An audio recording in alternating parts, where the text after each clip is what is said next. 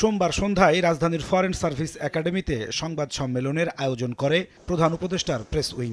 শুরুতেই deputy press secretary জানান, ২০২৪ সালের ৫ আগস্টের পর সাম্প্রদায়িক সহিংসতায় ২৩ জন নিহত হওয়ার যে অভিযোগ তুলেছে হিন্দু বৌদ্ধ খ্রিস্টান ঐক্য পরিষদ, তার বিস্তারিত তদন্ত করে দেখেছে সরকার, যেখানে একটিও সাম্প্রদায়িক সহিংসতা ছিল না। সাম্প্রদায়িক সহিংসতা হিসেবে চিত্রিত করা হয়নি, এগুলোকে জেনারেল ক্রাইম হিসেবেই দেখা হয়েছে। পাচারের অর্থ দিয়ে ভারতীয় গণমাধ্যম ব্যবহার করে দেশের বিরুদ্ধে অপপ্রচার চালাচ্ছে আওয়ামী লীগ, এমন অভিযোগ এনে প্রেস সচিব বলেন, তাদের কোনো কর্মসূচি তো দূরের কথা, লিফলেট বিতরণ করলেই গ্রেফতার করা হবে।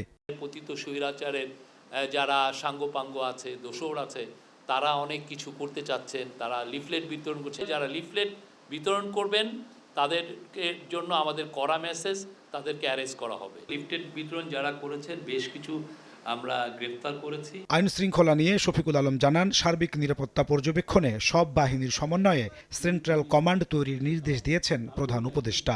প্রফেসর ইউনূস বলেছেন কমান্ড সেন্টার করতে বা কমান্ড ইনফ্রাস্ট্রাকচার।